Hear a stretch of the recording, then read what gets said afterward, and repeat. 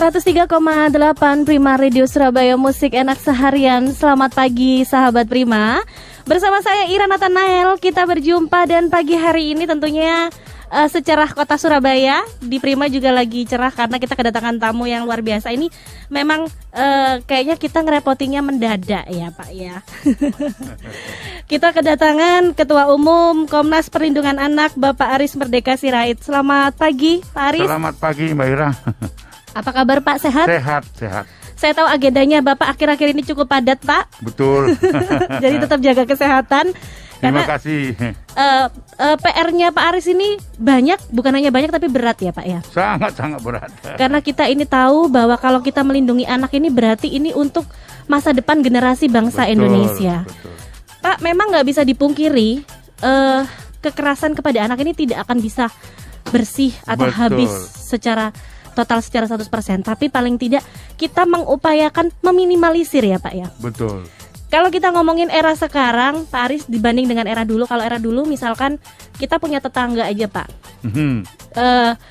sama anaknya secara fisik melakukan kekerasan, mungkin orang bakalan takut atau cuek atau ya udahlah itu urusan mereka. Tapi kalau sekarang masyarakat sudah banyak mendapatkan edukasi bahwa kita masyarakat berhak melaporkan. Berhak, anak-anak ini berhak mendapat perlindungan. Nah, Pak Aris berdasarkan data nih, dulu hingga mungkin atau mungkin dibandingin Pak tahun 2020 dengan 2021, sebenarnya kekerasan pada anak ini mengalami penurunan nggak sih Pak? Iya, saya kira data yang tersuguhkan di Komnas Perlindungan Anak itu, kekerasan terhadap anak itu bukan justru menurun, tetapi meningkat. Ini karena apa? Karena peran serta masyarakat itu untuk memutus mata rantai itu dipengaruhi oleh faktor-faktor budaya ketimuran kita. Seperti yang tadi di awal disebutkan tadi, banyak masyarakat sekalipun dia melihat ada terjadinya kekerasan itu sangat enggan untuk melakukan intervensi terhadap keluarga lain karena seringkali dia anggap bahwa membantu untuk menyelamatkan anak-anak di tetangganya misalnya itu dianggap sebagai intervensi dalam keluarga. Itulah yang membuat angka kejahatan seksual itu meningkat di Indonesia. Secara khusus kekerasan fisik, kekerasan verbal dan sebagainya. Ini juga terjadi di Jawa Timur ya. Beberapa waktu lalu saya sudah hampir 3 tahun ini roadshow untuk memberikan kesadaran, membangun kesadaran publik untuk bahu-membahu memutus mata rantai kekerasan terhadap anak itu. Namun setelah kita menghadapi virus corona itu, semakin anak didekatkan kepada orang tua, kasus-kasus kejahatan terhadap anak itu semakin meningkat. Itu yang menjadi kendala bagi para aktivis-aktivis perlindungan anak karena nggak bisa intervensi ke rumah itu. Karena dengan program sekarang katakanlah seperti daring sekolah dan sebagainya itu mempersulit para aktivis atau pegiat perlindungan anak untuk mengintervensi itu. Nah, oleh karena itulah kita perlu membangun sebuah gerakan yang membangun kesadaran publik bagaimana bahu-membahu memutus mata rantai kekerasan terhadap itu anak berbasis keluarga dan komunal. Ya, data menunjukkan kasus kejahatan terhadap anak itu 52% itu justru didominasi oleh kejahatan seksual. 52%, setengah lebih ya Pak ya? Kalau dibandingkan dengan data pemerintah, Kementerian Pemberdayaan Perempuan dan Perlindungan Anak, itu antara 52 sampai 58%. Jadi ini sebuah kendala bagaimana kita bisa memutus mata rantai kekerasan terhadap anak itu. Di beberapa perjalanan roadshow saya di Jawa Timur juga mendominasi hampir juga 52% itu kejahatan seksual yang terkonfirmasi dan dilaporkan ke baik itu tingkat Polda, Polsek maupun Polres itu didominasi oleh kejahatan seksual. Oke, Pak Aris, dulu banyak masyarakat menganggap bahwa kekerasan khususnya kasus pelecehan seksual kepada anak ini terjadi pada mereka masyarakat yang di ekonomi bawah. Tapi ketika kita beberapa tahun lalu ada salah satu sekolah internasional di ibu kota yang akhirnya bikin geger masyarakat bahwa sebenarnya kasus seperti ini kekerasan pada anak bukan hanya terjadi pada mereka dengan masyarakat yang ekonominya rendah Pak, tetapi juga pada mereka yang dalam tanda kutip keluarga mampu bahkan bersekolah di sekolah yang tingkatnya internasional, Pak Aris. Betul, itu kami juga ikut menangani di Jakarta International School kan, Iya. itu menengah atas kan, itu artinya kasus kekerasan di sekolah yang bertaraf internasional pun, bahkan di lingkungan sosial anak menengah bawah pun itu terjadi pelanggaran terhadap anak. Nah, kasus-kasus yang serupa misalnya sodomi, serangan persetubuhan, ya, kemudian perkosaan, persetubuhan dalam hubungan keluarga, dalam hal ini incest, itu sedang terjadi, bahkan bukan hanya di di Jakarta atau di kota-kota besar, atau bukan saja pelaku atau korbannya adalah menengah bawah, tapi menengah atas. Nah, informasi saya ingin saya sampaikan misalnya terjadi juga di sekolah-sekolah yang berlandaskan agama non agama. Ya, itu terjadi juga di Jawa Timur, ya. Saya kira masyarakat masih ingat dan ini masih dalam proses penyidikan. Itu terjadi juga di salah satu sekolah terkenal yang sangat luar biasa, SPI lah sebetulnya. Tetapi ini kan masih terduga, ya. Nah, tetapi itu juga terjadi. Nah, apalagi ancamannya di Jawa Timur ini hampir 6.000 sekolah berlandaskan agama, itu juga harus dipantau karena kecenderungan melakukan kejahatan seksual, kekerasan fisik, kekerasan verbal juga terjadi. Nah, inilah roadshow-nya Komnas Perlindungan Anak dengan momentum bahwa ada kasus salah satu sekolah yang saat ini sedang diproses di Polda Jatim, itu jadi pelajaran, sehingga lingkungan sekolah bisa terbebas dari pelanggaran terhadap hak anak, kekerasan terhadap sekolah negeri sekalipun, ya, itu harus dipantau, bahkan rumah, karena pelaku kekerasan terhadap anak itu orang terdekat, Mbak. Orang terdekat, Pak. Bukan benar. Orang Jawa, kayak orang jauh gitu. Misalnya ya bapak kandung, non kandung, misalnya non biologis dan biologis, paman, ya, terjadi juga di Jawa Timur, di Medan bahkan jumlahnya 42 anak, Pak. Orang. Ini kan mengerikan, ya. Apalagi ya, saya sedikit menyinggung saja untuk pendengar Prima Radio misalnya, bagaimana pelaku kejahatan seksual ketika disambut seperti pahlawan misalnya, ya Bang Ipul, panggilan akramnya itu kan, itu kan mencederai mencederai korbannya dari Saiful Jamil gitu loh. Dan bahkan ada juga kasus-kasus kejahatan seksual yang serupa seperti apa yang dilakukan oleh Saiful Jamil ini. Nah, itu yang harus kita lawan gitu. Kita lawan. Kita tidak mengatakan bahwa mematikan karir dia supaya televisi tidak menyiarkan dia, tapi paling tidak itu adalah perbuatan yang tidak baik dan tidak menjadi contoh. Jadi itulah artinya perang terhadap itu perlu bahu-membahu, peran serta masyarakat, baik itu masyarakat yang berbasis keluarga maupun komunal, begitu Mbak Ira. Jadi bukan individunya, Pak, tapi kita lebih mengarah kepada perbuatannya dan kejahatannya, ya Pak, ya. Betul, itu yang kita, maka kita menyerukan itu boikot. Boikot itu kan seruan. Betul. Boikot itu seruan, tidak menonton Saiful Jamil misalnya. Kalau orang mau menonton ya silahkan aja. Jadi kita tidak melarang bahwa dia akan matikan pendapatannya karena dia artis dan sebagainya. Boikot itu ajakan, di mana-mana boleh. Saya ajak Mbak Ira misalnya, ayo kita boikot, tidak nonton Saiful, boleh, tapi tidak mematikan karir sesuai dengan latar belakangnya gitu. Bukan itu maksudnya. Tapi alangkah eloknya jangan dipublish seolah-olah dia pahlawan baru pulang dari pertandingan menang. Itu loh maksud saya, sosialisasi bagaimana kita memutus mata rantai kekerasan terhadap anak khususnya di Jawa Timur itu. Saya kira Prima Radio bisa menjadi corong sahabat anak Indonesia dan sahabat masyarakat untuk memutus mata rantai kekerasan terhadap anak gitu Mbak Ira. Karena kalau seperti kasus Bang Ipul kita lihat bahwa terlalu Pak istilahnya dielu-elukan seperti glorify yang begitu. Itu istilah itu aja saya nggak ngerti dapat dari mana gitu ya. Itu kan sesuatu ucapan itu pun sendiri sudah berpihak pada Saiful. Iya. Jadi akhirnya orang beranggapan ternyata hanya sebatas ini untuk hukuman untuk dalam tanda kutip predator anak ini ya Pak Aris. Jadi itu kan nggak mengandung edukasi. Boleh melakukan kejahatan seksual, nanti setelah menjalani hukuman kita bisa seperti pahlawan. Waduh, mengerikan itu dan menyakitkan hati korban dan ratusan anak-anak atau ribuan anak-anak yang punya pengalaman dan rasa sakit karena perbuatan kejahatan seksual yang dilakukan serupa seperti apa dilakukan oleh Saiful Jamil gitu. Iya. Baik, Pak Aris, sebelum kita lebih ke dalam lagi tentang Bang Ipul dan beberapa kasus pelecehan terhadap anak dengan predator-predator yang tadi, Pak, saya mau tanya bagaimana proses pendampingan terhadap korban dan keluarga yang dilakukan oleh Komnas Perlindungan Anak sejauh ini? Dari tahap apa aja, Pak, biasanya yang dilakukan? Biasanya gini, Mbak, dari tahap pelaporan. Ketika pelaporan itu membutuhkan dampingan hukum, kita lakukan dampingan hukum. Nah, kemudian kita buat assessment bagi korban ya. Yeah. Nah, khususnya ini untuk korban.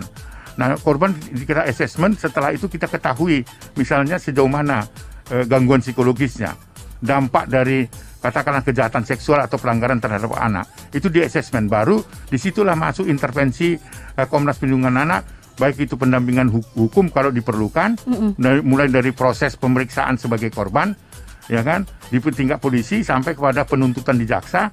Itu adalah pendekatan hukumnya. Tetapi untuk terapi psikososialnya itu kita lakukan setelah assessment. Apa dampaknya? Apa yang harus dilakukan intervensi untuk memperbaiki beban psikologis dan sebagainya. Karena itu bagian dari persiapan juga nanti menghadapi persidangan-persidangan.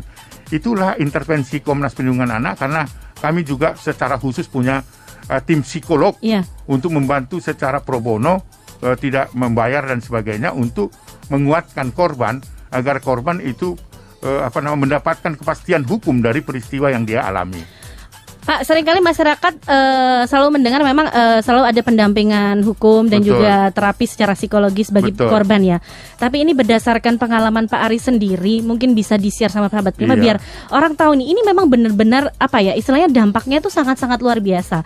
Kepada korban sendiri nih Pak, pada usia anak-anak, biasanya mereka mengalami trauma itu sampai berapa lama Pak untuk healing mereka, untuk healing time mereka, waktu penyembuhan mereka? Tidak ada batasan itu, ada yang cepat, ada yang lambat.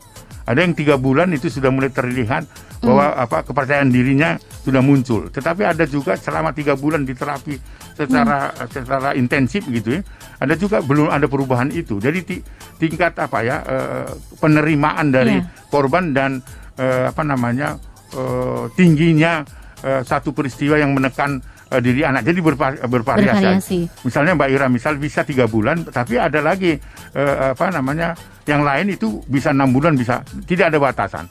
Oleh karena itu harus intensif. Itulah bahaya dari anak-anak menjadi korban kejahatan seksual itu ya, atau kejahatan-kejahatan lain. Kalau tidak diterapi pada usia tertentu, dia akan melakukan yang sama. Karena dia pernah jadi korban ya Pak. Jadi dia seperti mencari pembalasan dalam versi rasa dendam mereka. Betul. Itu bahaya sekali karena dia akan menjadi pelaku-pelaku juga kalau tidak diterapi. Itulah artinya intervensi kita melakukan rehabilitasi ya terhadap korban-korban itu, supaya dibangkitkan semangat kembali agar dia mempunyai kepercayaan, agar dia tidak lagi melakukan pada waktu-waktu tertentu untuk membalaskan itu kepada orang terdekatnya. Pak Aris tadi juga sempat sebutkan bahwa memang seperti ini tidak hanya terjadi pada kota-kota besar ya Pak, tapi berarti di daerah-daerah juga, bahkan mungkin pelosok mungkin. Nah, ini lalu bagaimana Bapak sebagai Ketua Umum Komnas Perlindungan Anak ini memantau, istilahnya apa nunggu ini berita viral dulu atau bagaimana ini Pak? Karena kan bagaimana cara memantau, karena kita juga tahu Indonesia ini luas sekali kan Pak, dari Sabang sampai Merauke. Bagaimana ini Pak Aris? Inilah yang menjadi keprihatinan kita dan mengajak semua komponen bangsa termasuk negara ini. Anak-anak itu ada usia anak di Indonesia itu ada 89 juta Mbak.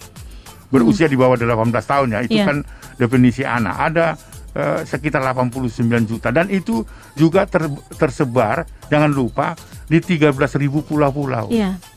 Yang sekarang terlihat kan yang teradvokasi, terbela, terlindungi, itu kan anak-anak yang terlihat di daerah-daerah yang terbuka seperti kota. Ya, ada desa, ada seperti Batu ini, Surabaya dan sebagainya, itu bisa terlihat. Tapi siapakah yang memantau anak-anak yang tinggal di daerah-daerah terpencil dan di pulau-pulau itu? Ini belum mendapatkan, masih diskriminasi loh.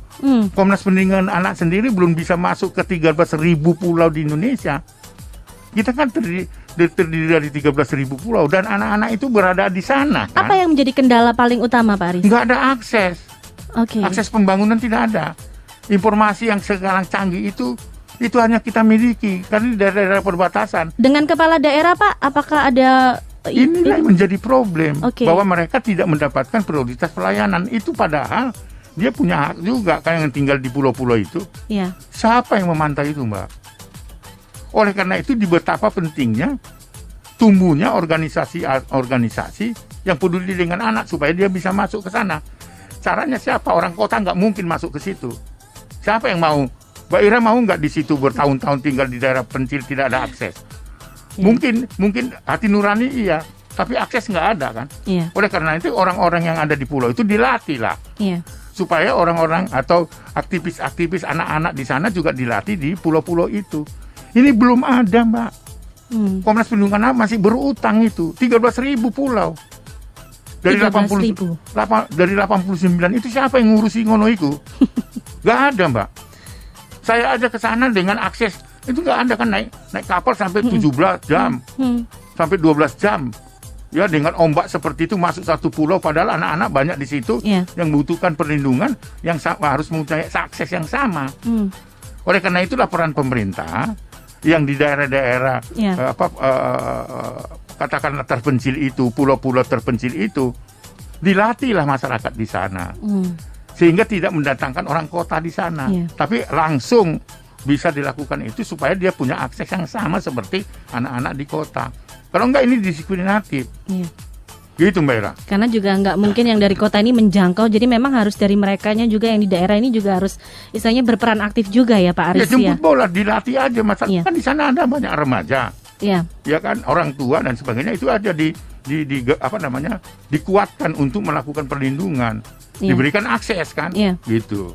Oke, Pak, ketika ada laporan nih beberapa kasus nih, contoh aja nih, seperti tadi kita ngomong aja di Batu nih Bapak, karena dari sana nih di SP. Nah biasanya gitu laporan datang, apa yang Pak Aris lakukan? Biasanya langsung datang ke lokasi, meninjau atau bagaimana Pak? Biasanya? Pertama kami itu punya standar operasional prosedur. Jadi kalau ada masyarakat lapor, Mbak Ira misalnya mau lapor, maka ada kronologi peristiwa itu. Dan diceritakan itu kronologi dan sebagainya gitu. Lalu tahap kedua, Komnas itu melakukan investigasi terhadap kasus itu, ya.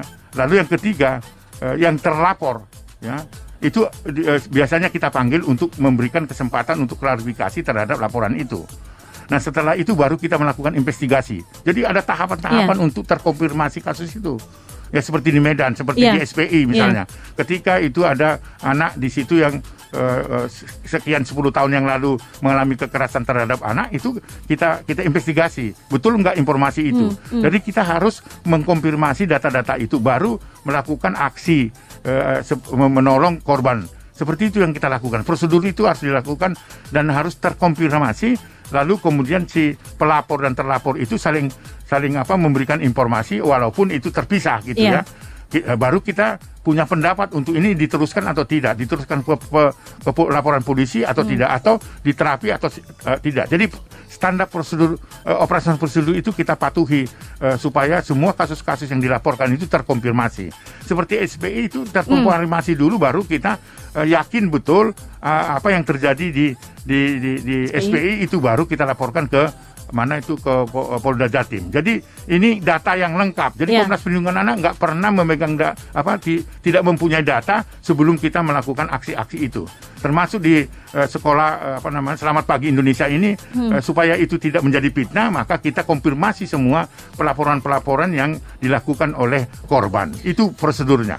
Pak Aris, dari banyak kasus tadi Bapak sempat senggol bahwa sampai 10 tahun, kemudian seperti di Medan sampai 42 anak. Berarti kasus-kasus seperti ini, contohnya mereka ini sebagai korban, mereka berbicara, mereka berani speak ketika ini kasus sudah bertahun-tahun, Pak. Bahkan ketika korbannya sudah banyak. Nah, ini berdasarkan pengalaman Pak Aris, apa sih yang menjadi ketakutan sendiri dari pihak korban, bahkan mungkin keluarga korban, untuk tidak melapor atau untuk menutupi kasus ini? Apakah memang secara hukum ini sulitkah, Pak, ketika kita sebagai korban ini untuk melaporkan tindak kekerasan yang terjadi pada anak kita atau pada sekitar kita yang mungkin masih di bawah umur, Pak?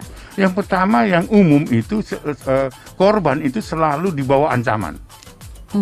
Kalau anak katakanlah umur di bawah 12 tahun mengalami pelecehan seksual atau serangan persetubuhan oleh orang luar, ya, itu sulit sekali dia menceritakan pengalaman itu karena di bawah ancaman. Ancaman itu ancaman menakutkan, dibunuhlah, keluarga akan dihabisin lah kalau menceritakan dan sebagainya. Itu seringkali dan umum. Dan ini memang sebagai senjata predator tersebut ya Pak. Ya, itu kalau pelaku adalah orang di luar rumah. Di luar rumah, oke. Di dalam rumah tidak menganggap anak itu kalau mengalami kejahatan seksual oleh bapaknya, ayah kandungnya, atau non biologis, kemudian abangnya, pamannya, itu seringkali bahwa kejahatan seksual itu bukan dianggap kejahatan seksual oleh si korban anak itu. Karena biasanya bujuk rayu ada di situ.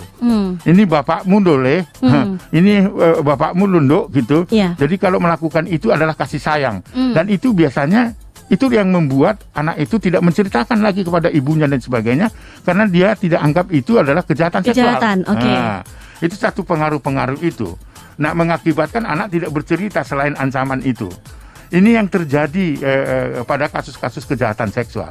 Lalu kemudian ini tidak bisa dilanjut dalam pendekatan hukumnya itu jika tidak ada dua alat bukti. Salah satu kalau visum ya kan. Lalu kemudian yang kedua adalah saksi yang melihat. Kan bahwa kejahatan seksual ini kan tersembunyi. Betul. Kalau bapaknya yang melakukan, siapa menjadi saksinya? Karena anak itu menganggap bahwa itu bukan kejahatan seksual. Padahal itu adalah tindak pidana kejahatan sosial yang luar biasa. Itu juga mengakibatkan anak tidak mau bercerita. Seringkali anak ini jadi keluarga mengetahui itu ketika itu tadi anak yang korban itu kesulitan buang air kecil, mimpi buruk, sering ngompol yang nggak pernah ngompol. Nah, kejadian-kejadian ini seringkali juga tidak diperhatikan oleh orang terdekat dari katakan ibu dan bapaknya. Ini juga kendala-kendala itu. Di samping itu tadi bahwa dalam proses hukum sekalipun itu sudah terjadi kejahatan seksual ya terhadap anak itu real gitu, tapi kan dua alat bukti harus cukup. Gitu loh, itu yang menjadi kendala-kendala kita. Ya, Pak ya. Nah, oleh karena itu kita mensiasati itu bahwa keterangan saksi atau psikolog itu bisa menjadi alat bukti. Itu yang kita harus lakukan. Berarti sekalipun tidak ada saksi secara di dalam keluarga atau dalam orang terdekat, keterangan dan saksi dari psikolog sekarang udah bisa ya Pak ya. Ya itu makanya perlu pendekatan kepada penyidik dan jaksa sebagai penuntut umum.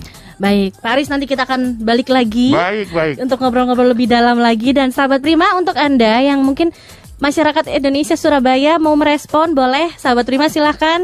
Mau bertanya juga silahkan di WhatsApp kami di 0811 30 10 38 atau line telepon di 7388500. 103,8 Prima Radio Surabaya. Musik enak seharian. Saat pandemi COVID-19, kita harus menjaga pola makan yang sehat agar tubuh tidak rentan sakit. Berikut cara menjalaninya.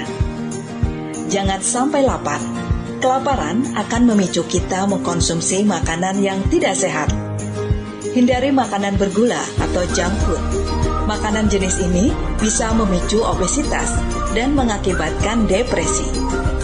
Banyak minum air putih, bermanfaat menjaga kebugaran tubuh.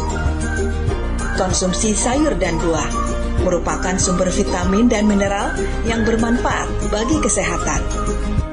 Camilan kacang-kacangan bermanfaat meningkatkan kesehatan otak dan sistem saraf, mencegah stroke dan pikun. Nah, tidak sulit kan? Jaga pola makan, kesehatan kita pasti terjaga. Iklan layanan masyarakat ini dipersembahkan oleh Dinas Kesehatan Provinsi Jawa Timur dan Komisi Penyiaran Indonesia Daerah KPID Provinsi Jawa Timur. 103,8 Prima Radio, musik enak seharian. Wah, Pak Rudi, kelihatan tetap bugar di umur 60 tahun nih. Biasa saja. Biasakan rutin mengkonsumsi jamu tetes Siurfit. Kocok-kocok dulu botolnya, terus teteskan 3-5 Siurfit yang dilarutkan ke 100 ml air, cukup 1-3 kali tiap hari. Info lengkap pembelian jamu tetes Siurfit untuk wilayah Malang dan Blitar hubungi 0811 301038. CHEERS Cheers, CHEERS Cheers, CHEERS Cheers, air minum yang terbaik. Hey, cheers in the house. Cheers,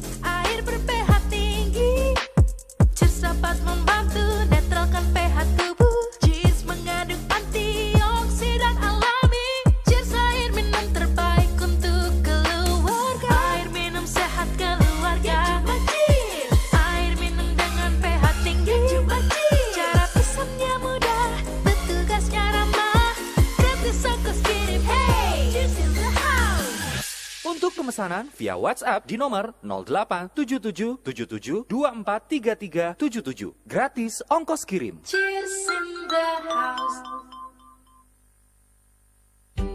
Hai guys, masih bingung mau sekolah di mana? Ayo buruan daftar di Happy Family School. Sekolah Kristen yang mengutamakan pendidikan sesuai dengan perkembangan usia anak dan sistem pembelajaran milenial dan collaboration system serta metode coaching di mana anak diajarkan berpikir kreatif dan aktif.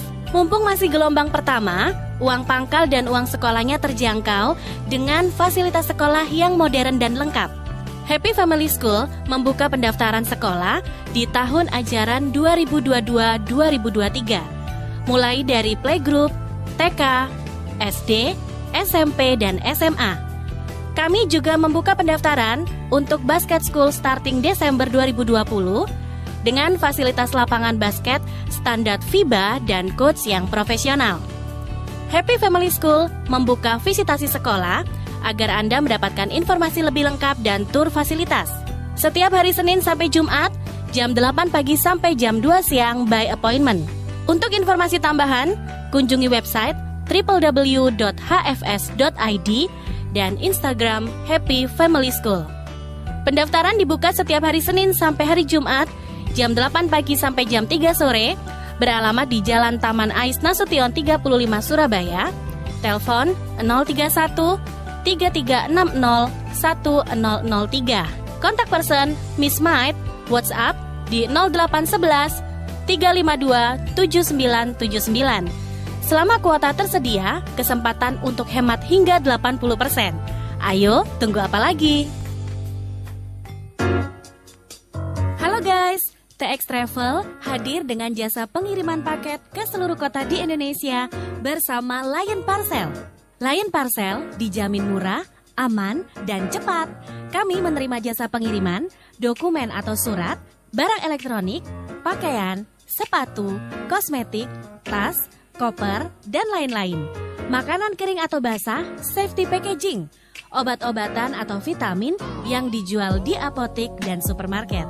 Anda tak perlu repot, cukup telepon atau WA saja, tim kami akan membantu Anda. Silakan menghubungi kami, TX Travel Pangsut, Jalan Embong Sawo nomor 2, Kafling 5, Surabaya. Telepon 031 546 1199, WhatsApp 0859 5936 1199 atau di 0818 0307 1199. Anda ingin memperdalam pemahaman tentang Alkitab? STT Happy Family akan menolong Anda melalui 4 program studi, yaitu Sarjana Teologi, Sarjana Pendidikan Agama Kristen, Magister Teologi, dan Doktor Teologi. Program studi sarjana dan magister teologi telah terakreditasi oleh Badan Akreditasi Nasional Perguruan Tinggi, dan program doktor teologi telah mengantongi izin operasional Ditjen Bimas Kristen Kemenak RI. Tersedia beasiswa bagi yang membutuhkan. Info lebih lanjut, hubungi kantor STT Happy Family, Jalan Embong Sawo 2, Kafling 12-17, Surabaya. Telepon 031 532 7887. Sekolah Tinggi Teologi Happy Family, bring the light to the nations and bringing the nations to the light. Pandemi COVID-19 menyadarkan kita perlu menerapkan pola hidup bersih dan sehat. Begini caranya. Menjaga kebersihan tangan merupakan awal pencegahan masuknya virus. Sistem imun yang kuat merupakan benteng terbaik terhadap serangan virus. Olahraga menjaga stamina sekaligus bermanfaat mengurangi rasa bosan. Berperan membentuk vitamin D3, bermanfaat meningkatkan imun tubuh. Membantu meningkatkan sistem imun tubuh dan mengurangi stres. Nah, simpel kan? Jadi, kita bisa tetap sehat meski di tengah pandemi. Iklan layanan masyarakat ini dipersembahkan oleh Dinas Kesehatan Provinsi Jawa Timur dan Komisi Penyiaran Indonesia Daerah KPID Provinsi Jawa Timur. 103,8 Prima Radio, musik enak seharian. Bu Emma, Pak Halim masih rutin cuci darah seminggu sekali ke rumah sakit? Iya Pak, dan untuk saat ini belum ada perubahan berarti. Coba dirutinkan mengkonsumsi jamu tetes Siorfit. Kocok-kocok dulu botolnya, terus teteskan 5-10 Siorfit yang dilarutkan ke 100 ml air. Dikonsumsi 1-3 kali tiap hari. Insya Allah sembuh, Bu. Info lengkap pembelian jamu tetes Siorfit untuk wilayah Madiun, Magetan, dan Ponorogo hubungi 0811 301038. 103,8 Prima Radio Surabaya. Musik enak seharian.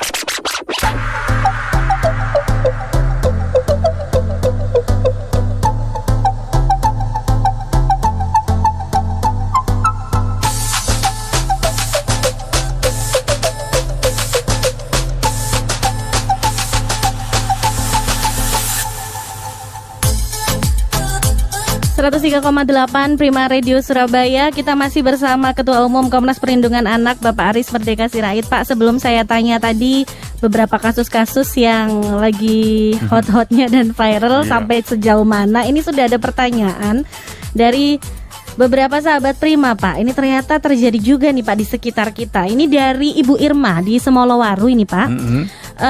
Pak, saya punya tetangga yang hampir setiap hari terdengar teriak-teriak memarahi anaknya. Pernah saya dengar ini, maaf Pak, namanya keluarkan kata-kata seperti saya pukul pakai sapu nanti, padahal ini anaknya masih kelas 1 SD. Nah, apakah cara-cara seperti ini masih dibenarkan untuk memberikan efek jera atau mengajarkan anak supaya mendengarkan orang tua? Baik, jadi kekerasan itu dilakukan kepada anak itu adalah mencederai anak itu. Jadi mendidik anak bukan dari kekerasan. Kalau kita mendidik anak dengan kekerasan, dia akan mencontoh kekerasan juga. Kalau kita didik anak dengan cinta kasih, dia akan belajar cinta kasih. Itu pada umumnya anak, karena dunia anak selain meniru adalah juga mengimitasi apa yang dia lihat dan apa yang dia rasakan. Jadi kalau yang dia lihat jelek, maka dia akan meniru yang jelek. Kalau dia melihat yang baik, dia akan meniru yang baik. Jadi kalau misalnya tadi itu mendengarkan ada tetangga anak teriakan-teriakan, tetangga dan anak juga menjerit dan sebagainya misalnya, ini adalah kewajiban kita untuk mengintervensi itu agar anak itu bisa terselamatkan, karena Undang-Undang Perlindungan Anak nomor 35 tahun 2014 itu memerintahkan setiap orang yang mendengar anak minta pertolongan atau mendengar ada jeritan-jeritan atau perilaku-perilaku orang tua, maka tidak ada alasan untuk tidak melakukan intervensi.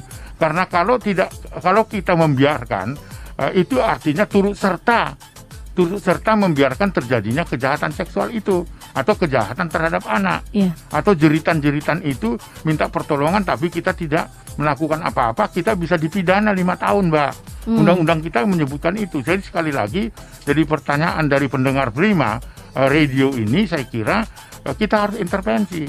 Kalau kita bisa mendengarkan teriakan, ku pukul kau nanti pakai sapu, ku tendang kau, gitu kan misalnya. Kalau itu bahasa Medannya seperti itu, ku jambak kau misalnya kayak gitu. Kalau kita mendengar, kita harus intervensi, dan itu adalah kewajiban kita.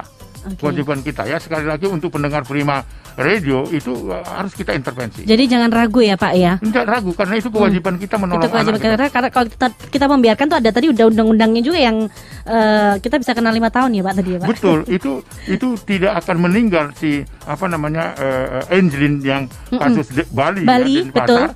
Itu kalau memang itu ada intervensi kemarin ada pertolongan dari tetangga dan gurunya gitu loh. Nah waktu itu menganggap bahwa itu karena dia diasuh oleh menengah atas gitu, enggan untuk melakukan intervensi. Nggak bisa, mau kaya kayak mau miskin kayak mau polisi kayak mau tentara, semua latar belakang kalau melakukan tindak kejahatan kita wajib untuk menolong anak.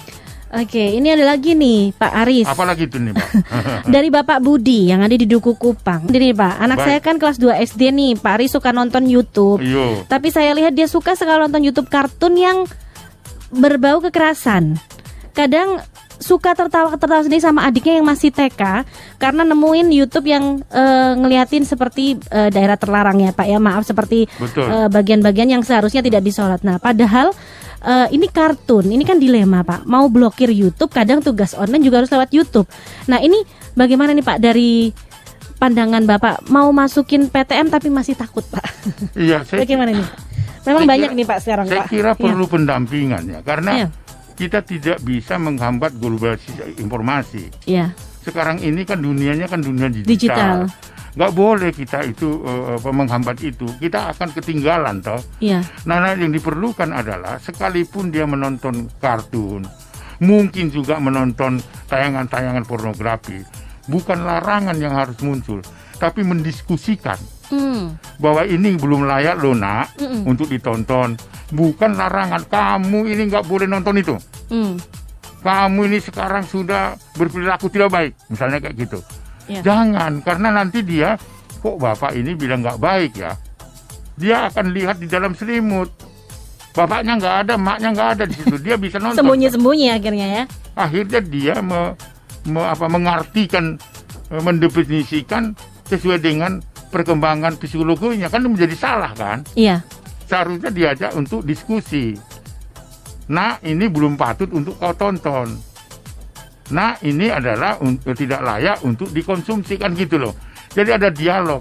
Jadi artinya apa yang mau saya katakan? Dampingi anak membuka semua aplikasi yang ada di media sosial kita. Nggak bisa tidak kita larang, misalnya, larangan itu hanya pembatasan menggunakan HP, tapi konten nggak bisa. Betul. Nah, oleh karena itulah supaya anak menggunakan internet atau media sosial secara cerdas harus didampingi oleh orang tua, dan orang tua harus terbuka.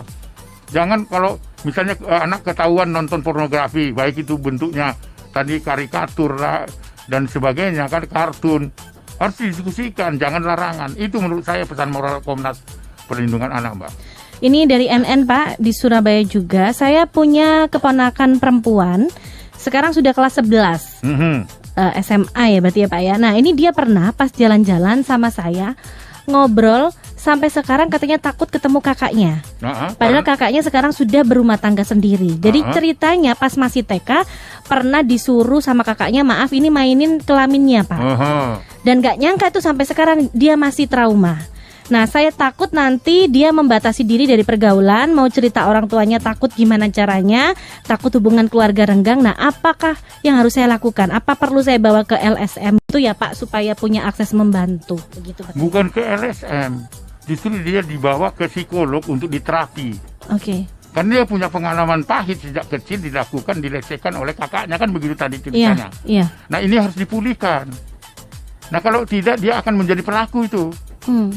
Pada saat-saat tertentu, pada usia tertentu. Makanya segera mungkin, bukan ya minta bantuan LSM boleh, tetapi yang terpenting adalah terapi ke psikolog supaya dia bisa dipulihkan kembali keyakinan dirinya dan kepercayaan dirinya. Lalu kemudian setelah itu sudah diterapi, dihubungkan ya dengan pengalaman itu, dipertemukan dengan kakaknya dan sebagainya, bisa saling memaafkan dan sebagainya. Itu harus cepat. Kalau enggak nanti pada usia dewasa, pada usia tertentu bisa menjadi pelaku seperti pengalaman ketika dilecehkan oleh kakaknya. Karena tadi memang berdasarkan data, memang kebanyakan yang sekarang ini jadi predator, pelaku itu dulunya korban ya Pak Aris ya. Mereka punya trauma-trauma yang tidak terselesaikan ya Pak ya. Pak Aris, kita kembali lagi ke kasus-kasus yang mencuat. Sekarang ini saya mau tanya Pak, untuk kasus yang di SPI Batu sampai di mana ini Pak perkembangannya sekarang? Update kemarin bahwa ini kan sudah 3 bulan ya. Itu persisnya saya dampingi korban kejahatan seksual itu pada tanggal 28 Mei. Nah sampai kemarin update-nya adalah bahwa terduga pelaku JE ini, si pemilik sekolah Selamat Pagi Indonesia itu sudah ditetapkan menjadi saksi pada saat itu. Itu saya kira kalau tidak salah di bulan Juni. Di bulan yang lalu, 1 bulan yang lalu, JE sudah ditingkatkan status hukumnya menjadi tersangka. Nah, terjadi tersangka itu sebenarnya 2 alat bukti sudah cukup. Seharusnya dia sudah bisa ditahan, ditangkap dan diserahkan ke kejaksaan. Tetapi berjalan sebulan, masih memerlukan menurut keterangan Kasubdit Redakta memerlukan saksi-saksi yang lain untuk melengkapi 2 alat bukti itu juga sudah dilakukan dan dilengkapi. Lalu kira-kira 5 Agustus yang lalu saya ikut gelar perkara, gelar kasus itu bersama Direskrimum Polda Jatim dan lengkap semua jajarannya, ada Wasidi, Kuasada, ada Propam dan sebagainya. Dan pada sore harinya setelah gelar kasus itu, status DE sebagai terduga pelaku itu dari saksi menjadi tersangka. Itu perkembangan yang terupdate ya Pak? Terupdate. Nah, terupdate yang baru kemarin saya bertemu dengan Kapolda Jawa Timur yang di disposisi ke Humas Polda Jatim dan Direskrimum Polda Jatim. Ada perkembangan baru bahwa berkas-berkasnya sudah lengkap. Setelah ada pemeriksaan sudah lengkap dan segera mungkin besok lusa akan diserahkan ke kejaksaan. Jadi update-nya adalah saat ini berkas sudah lengkap karena sudah digelar kasus di Bareskrim di Mabes Polri. Jadi Mabes Polri itu sudah mengembalikan berkasnya itu ke Polda Jatim untuk diteruskan perkara ini dan saat ini dilengkapi. Jadi kami kemarin ketemu dengan Pak Direskrimum Polda Jatim atas arahan dari Pak Kapolda Jatim itu saat ini status DE itu sudah lengkap dan akan diserahkan ke kejaksaan dalam waktu dekat. Harapan kita jaksa nanti akan menerima berkas itu sudah bisa menahan JE ya karena berkas-berkas sudah lengkap kan fisiknya juga harus diserahkan ke kejaksaan. Jadi dia akan merupakan ketahanan kejaksaan. Nah harapan kita update-nya minggu depan itu bahwa jaksa sudah bisa menetapkan P21 sehingga bisa melakukan tuntutan itu. Harapan Komnas Perlindungan Anak mendapatkan dukungan dari masyarakat Batu secara khusus dukungan memutus mata rantai itu supaya tidak terjadi itu adalah masyarakat Jatim. Itu perkembangan sekarang karena ini merupakan kejahatan yang sangat luar biasa yang tidak boleh ditoleransi. Mari kita bahu menggunakan momentum kasus SPI ini supaya lembaga-lembaga pendidikan juga tidak melakukan hal yang sama seperti yang dilakukan oleh JE karena ini merupakan kejahatan kemanusiaan yang luar biasa. Ya, dan mencoreng lembaga pendidikan ya Pak. Sangat, dan mencoreng juga kita sebagai warga masyarakat Jawa Timur yang secara religius ya, bahwa kita ini adalah taat pada perintah-perintah Tuhan untuk tetap setia memberikan perlindungan bagi semua orang yang membutuhkan pertolongan.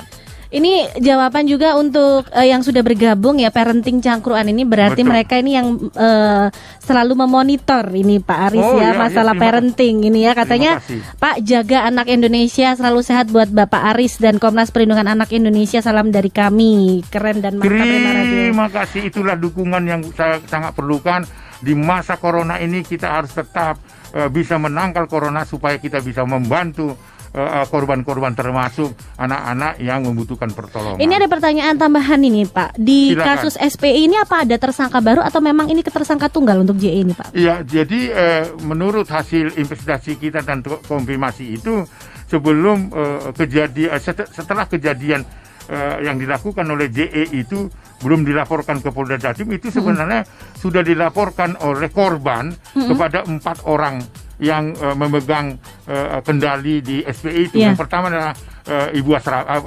kepala asrama. Itu kejadian sebelum dilaporkan ke Polda Jatim. Si korban itu sudah menceritakan minta tolong supaya itu si JE menghentikan itu. Jadi artinya sudah dilaporkan kepada kepala asrama. Lalu kepala sekolah juga. Ya, itu terbuka. Semua kejadian-kejadian minta tolong kepala sekolah supaya si JE itu menghentikan praktek-praktek kejahatan seksualnya. Lalu kepada pengelola kampung kitnya. Nah, itu dilaporkan juga. Korban-korban bukan hanya yang korban melaporkan di Polda Jatim, masih banyak korban-korban yang sudah menikah dan tinggal kembali lagi ke daerah masing-masing, misalnya di Blitar, di Poso, di Kalimantan Barat, dan mereka siap untuk bersaksi itu. Jadi ada 4 lagi yang terduga akan dilaporkan selain JE, itu adalah kepala sekolah, lalu kemudian kepala asrama, pengelola kampung kit, dan salah seorang pengelola yayasan itu. Jadi dalam waktu dekat itu termasuk JE selain dilaporkan kejahatan seksualnya itu, tetapi juga dia melakukan terduga ini akan dilaporkan oleh 14 orang yang mengalami kekerasan fisik dan eksploitasi ekonomi, itu akan dilaporkan. Jadi ada apa namanya pelaku lain yang akan dilaporkan. Ini perkembangan yang terakhir sangat luar biasa dan membutuhkan pertolongan kita. Ini harus menjadi momentum bagi warga masyarakat Jawa Timur untuk terus tidak akan henti-hentinya merang terhadap apa namanya kejahatan seksual itu. Itu update-nya. Jadi mudah-mudahan nanti si korban yang melapor sekarang ini akan beralih dia menjadi saksi dari 14 itu. Jadi ini adalah persoalan serius yang harus dituntaskan. Ya, harus dituntaskan dan pendekatan hukumnya juga harus berkeadilan bagi korban dan sebagainya. Nah, ini kasus yang tidak terduga bagi kita karena SPI ini saya kenal atau dikenalkan pada tahun 2012 itu adalah sekolah yang sangat luar biasa. Betul. Karena dia adalah merekrut lintas agama, lintas dari berbagai daerah, Pak. Daerah miskin, yatim dan yatim piatu dan punya intelektual yang baik dan sebagainya. Itu adalah salah satu yang patut dicontoh. Tetapi sejak dilaporkan itu menjadi sumber malapetaka yang harus ditegakkan hukumnya. Begitu, Mbak. Pak, lalu kita ke kasus yang ini, Pak, tadi tentang Bang Ipul nih ya. Boleh. Nah, ini sebagai apa ya istilahnya, ini supaya tidak menjadi contoh yang tidak baik untuk publik ya, Pak ya. Ini berarti langkah apa yang Pak Aris lakukan ini? Pertama karena itu, Mbak Ira, itu kan secara universal dan juga diatur oleh Undang-Undang Perlindungan Anak, kejahatan seksual itu adalah extraordinary crime, kejahatan luar biasa. Istilahnya kalau di dalam hukum itu tindak kejahatan luar biasa, extraordinary crime, yang dia diatur oleh Undang-Undang Perlindungan Anak maupun Konvensi PBB tentang hak anak itu adalah merupakan kejahatan luar biasa. Ya, dia setara kalau di Indonesia itu dengan tindak pidana khusus narkoba, lalu korupsi dan terorisme yang dapat diancam seumur hidup, bahkan hukuman mati. Nah, oleh karena itu apa yang dilakukan oleh Saiful Jamil, walaupun dia sudah menjalani hukuman dan menerima hukuman itu atas putusan pengadilan bahwa dia melakukan kejahatan seksual dalam bentuk sodomi, jangan mempertontonkan euforia, ya istilahnya apa, glorify, Pak. Dari mana itu? Itu adalah menunjukkan keberpihakan pada Saiful Jamil. Masa pelaku kejahatan seksual yang sudah extraordinary crime itu dan berlaku secara universal disambut dengan bak pahlawan, bawa pulang seorang pulang dari bawa apa namanya medali emas dari Tokyo atau dari Jepang kan.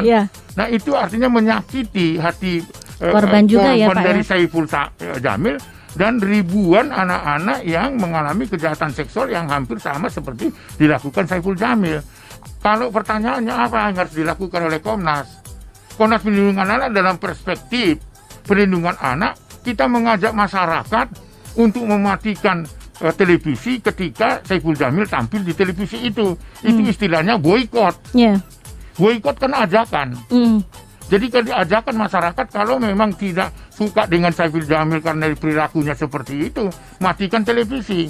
Tetapi Komnas Perlindungan Anak juga menghimbau supaya televisi juga tidak memberikan akses untuk dia tampil di situ. Karena Saiful Jamil bukan sebagai sosok teladan. Yang teladan-teladan lah yang kita contoh supaya dia edukasinya cukup jelas gitu. Kejahatan seksual nggak ada yang baik di situ. Pak Aris, untuk predator-predator seperti mereka ini, Pak, yang sudah menjalani hukuman, saya kemarin sempat dengar bahwa loh ini kan mereka juga punya HAM lah, mengunggul-unggulkan hak asasi manusia. Tapi sampai di batas mana sih, Pak, untuk mereka yang sudah mereka sudah menjalani hukuman seperti Bang Ipul, tapi kan dalam tanda kutip istilah predator ini masih akan tersematkan bahkan mungkin seumur hidup ya, Pak ya. Apakah ada pantauan khusus nih buat mereka yang mungkin sudah lepas seperti dari lapas seperti Bang Ipul ini? Rekam jejak digitalnya kan ada. Di dalam Undang-Undang Perlindungan Anak, ya, itu bisa dipasang chip bagi predator-predator yang sudah ditetapkan oleh pengadilan bahwa dia adalah predator kejahatan seksual, sekalipun dia sudah bebas dari hukuman itu. Itu ada. Cuma kan sayangnya pengadilan tidak memutus itu kan pada saat kasusnya Saiful Jamil. Nah, sekarang ini tekanannya Komnas Perlindungan Anak bukan Saiful Jamilnya. Televisi jangan memberikan kesempatan kepada predator supaya itu tidak menjadi contoh yang tidak baik bagi anak-anak kita. Itu loh, kita mau dia mau nyanyi, mau apa, itu kan urusan kita itu. Tapi televisi harus bertindak tegas karena dia juga tunduk pada undang-undang penyiaran, betul, gitu loh. Betul. Undang-undang penyiaran kan punya kriteria, aturan SOP juga yang harus dilakukan. Betul. Iya. Jadi memang semuanya harus bau-membau, tidak bisa hanya Komnas Perlindungan Anak yang bekerja di sini ya Pak ya. Semua opini. Jadi semuanya. Artinya sekali lagi untuk pendengar Prima Radio, kita menghimbau kepada masyarakat dengan menggunakan kata boikot. Iya. Boikot itu boleh Mbak Ira laksanakan atau tidak, tapi usul saya adalah masyarakat jangan nonton orang yang tidak menjadi teladan kan. Anak-anak kita akan jadi korban. Yang menyakitkan kan korbannya Saiful Jamil. Lalu kemudian anak-anak yang mengalami kejahatan seksual yang sama seperti apa yang dilakukan oleh Saiful Jamil. Nah, Komnas Perlindungan Anak tentu dengan pendekatan hukumnya, undang-undang penyiaran kan ada, KPI ada. Yeah. Maka yang kita minta, tolong stasiun televisi, ya baik itu reality show maupun news dan sebagainya untuk tidak menyiarkan Saiful Jamil. Nggak mati kok. Kalaupun Saiful Jamil mau tampil ke edukasi istilahnya. Yeah. Minta maaf gitu kan. Jangan lakukan ini karena melakukan ini dihukum dan itu kan edukasi namanya kan. Yeah. Supaya itu menjadi kampanye. Itu boleh misalnya. Jadi lebih mengedukasi bukan ke euforianya tadi ya Pak ya. Bukan, iya. Apa istilahnya glorify. Pak, saya mau karena waktu kita terbatas, saya sebenarnya pengen ngobrol banyak nih sama Pak Aris ya. Pak, ini RUU PKS ini sampai kapan ini Pak? Ini karena masyarakat menanti-nanti Pak. Tahu saya dari tahun 2016 nih Pak. Ini seperti apa ini Pak? Sangat mengherankan karena tidak ada alasan yang pasti gitu ya. Yeah. Nah, Komnas Perlindungan Anak yang bergelut memberikan perlindungan bagi anak, isunya adalah kejahatan seksual. Yeah. Menurut saya harus ada redefinisi tentang kekerasan itu. Yeah. Masuk nggak di dalam undang-undang PKS itu misalnya? Hanya melihat orang berjalan pakai celana pendek itu kekerasan. Kekerasan, oke. Saya pernah pengalaman empirik di Amerika. Iya. Saya bersama 3 orang, termasuk dulu Cak Munir, dia masih hidup dia. Iya. Saya pernah di Washington DC. Saya jalan menyeberangi sebuah taman, ada pohon-pohon besar. Ada di depan kami itu seorang ibu dengan remaja bawa anjing. Iya. Ikat gitu kan, tapi pakai celana pendek karena pada saat itu adalah musim panas. Kami tertawa di belakang, bukan mempertawakan itu. Bukan bertawakan karena dia pakai celana pendek itu, karena ada sesuatu cerita kami bercerita berjalan itu yang agak lucu gitu. Kami tertawa teriak, apalagi kan orang Indonesia kalau tawa kan nggak pernah pelan-pelan kan, teriak besar gitu. Nah, dia tidak melihat kita ke belakang, tapi mungkin rasa tersinggung dan pada saat keluar dari taman itu ada kantor polisi, dia masuk ke situ melapor sebentar, kami itu ditahan 12 jam karena dituduh kami menertawakan itu merupakan kejahatan seksual. Hanya kami nggak tahu itu bahwa dia tersinggung itu saja bisa kita ditahan 12 jam. Nah, redefinisi apakah masuk di PKS yang hal seperti itu? Ini menurut saya itu yang menjadi debat gitu. Iya, itu pro kontra Pak sampai sekarang. Nah, apakah PKS itu kalau terjadi penetrasi saja? Iya. Kalau tidak terjadi penetrasi misalnya, bahwa itu tidak kekerasan. Seperti apa yang pengalaman tadi. Jadi kira itu perlu ada redefinisi dari kekerasan definisi seksual. Kekerasan seksual sendiri itu ya saja, Pak ya. Saya kira begitu. Pak Aris, sebelum terakhir nih, saya mau nanti mungkin bertanya tentang ini kasus yang di Medan. Nanti kan Pak Aris akan ya, saya mau bertanya nih Pak, sebagai Ketua Umum Komnas Perlindungan Anak, sudah cukup puas nggak sih Pak sebenarnya dengan istilahnya hukuman yang diterima oleh predator? Belum Mbak. Belum. Bahkan ini kan seharusnya tidak ada alasan untuk dibebaskan para predator-predator. Jadi Bapak setuju hukuman seumur hidup? Setuju sekali kalau itu unsurnya terpenuhi. Karena ini merupakan kejahatan luar biasa loh, sekali lagi saya. Ini tindak pidana luar biasa yang tidak ada toleransi dan kata maaf. Sekalipun pembelaan di luar sana ada bilang mengatasnamakan HAM ya Pak? Sekalipun, karena ini anak-anak gitu loh. Anak-anak yang tidak mampu membela dirinya tetapi harus diperkosa, dibunuh dan dibuang. Kalau disuruh pilih Pak, hukuman seumur hidup atau kebiri? Kebiri itu kan hukuman tambahan Mbak. Jadi yang pokok adalah pidana pokoknya fisik. Kalau dia dihukum 12 tahun penjara misalnya, itu kan fisik. Iya. Setelah dia menjalani fisik itu, dia dapat dikenakan kalau unsurnya terpenuhi dihukum kebiri. Setelah menjalani pidananya itu. Jadi bukan dua-dua simultan gitu, tidak. Jalani dulu yang 12 tahun itu, misalnya hakim menentukan pidana pokok fisiknya 12 tahun, lalu kemudian tambahan hukum kebiri itu tambahan. Jadi dapat ditambahkan dengan hukuman tambahan berupa kebiri gitu loh. Iya. Jadi hakim bisa leluasa, bisa menggunakan, bisa enggak. Tapi sudah ada presiden di situ. Presiden itu ada yang sudah ditetapkan kebiri, tetapi harus menjalani 12 tahun itu di PN Surabaya maupun di Bangkalan. Jadi Jawa Timur sudah punya jurisdiksi kasus itu. Berarti belum puas ya Pak intinya? Belum, karena itu merupakan apalagi sekarang ini dianggap oleh Saiful Jamil adalah kebahagiaan menang dari pertandingan. Waduh, itu justru melemahkan gerakan perlindungan anak di Indonesia, termasuk perjuangan dari Komnas Perlindungan Anak dan para aktivis. Gitu loh. Maka saya mau datang ke Prima Radio itu untuk mengkampanyekan, mengajak kita semua bahwa ini merupakan kejahatan kemanusiaan.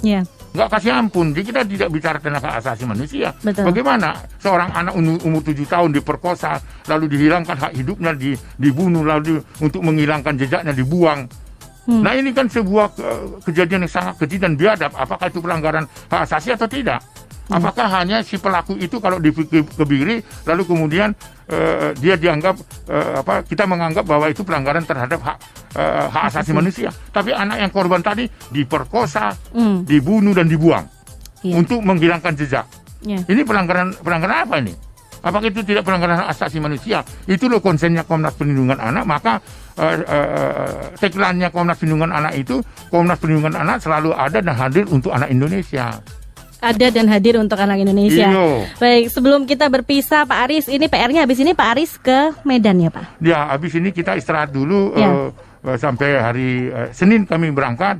Untuk ada 2 kasus, satu adalah untuk menangani kasus sodomi yang korbannya 42 Pak, terakhir update. Dan kemudian kita dapat juga laporan itu 10 orang melakukan sodomi kepada anak dalam bentuk oral maupun bentuk-bentuk seks lainnya yang dilakukan secara paksa.